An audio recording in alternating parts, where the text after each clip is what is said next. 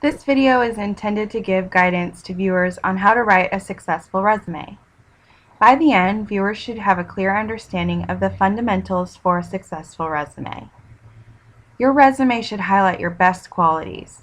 Think of your resume as your supporting documentation to your cover letter and show your potential employer why you're the most qualified candidate for the job.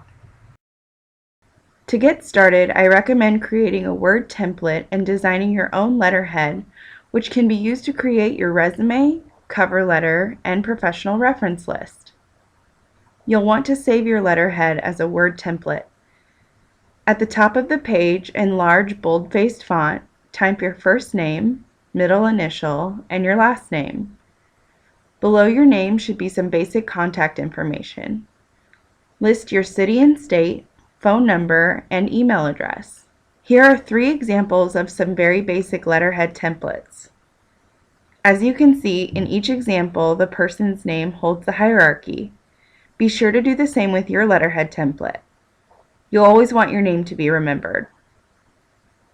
Before starting your resume, we should talk about objective statement controversy. Over the past several years, there's been a lot of back and forth regarding the usefulness of having an objective listed on a resume. It's my opinion that the objective should be eliminated from the resume and rather explained in your cover letter.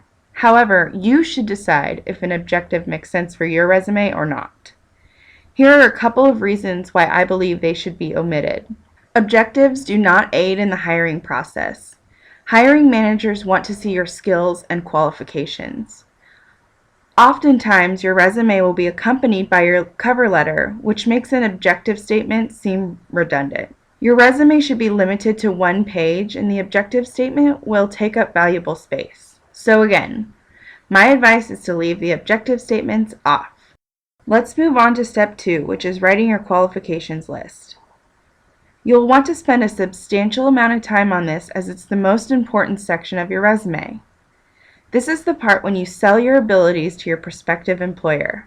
You'll want to dedicate the top 1/4 of your resume page to your qualifications list. Be sure to carefully read the language used in the job advertisement to which you are responding, and do the best you can to adopt a similar language and modify your skills list to fit their job requirements. Your skills list should be listed in bullet point format and should start with positive adjectives like strong, excellent, and proficient. Next, you'll list your education and any special certifications you might have. If you've earned a college degree, depending on the type of job you're applying for, I would recommend that you omit your high school information, as it's assumed that you've earned either a high school diploma or your GED. This will also give you more space for other pertinent information. Be sure you list the following information in this section: your dates of attendance, the name of your school or university, the location of your school or university, and your area of study. An example would be business administration or marketing. Within the education section, your special skills should also be listed. Examples of these skills are that you're a certified notary, you're typing words per minute, you have a project management professional certification, or you're first aid certified and CPR certified. The 4th step to your successful resume is listing your employment history. This section will fall just below your education.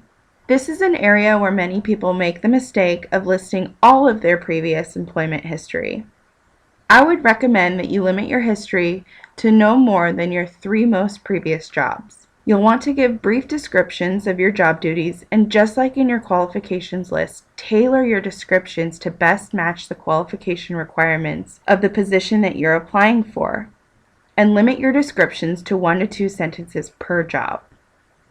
Lastly, you'll wrap up your resume with any volunteer work you may have done. Even if you've only spent 1 afternoon separating peas into individual baggies at the food bank, list it. Corporate social responsibility is an important topic, and many companies want to hire employees who will share their views on giving back to their community. When volunteer work is listed on your resume, potential employers will understand that you're a person with high morals, someone who believes in social responsibility,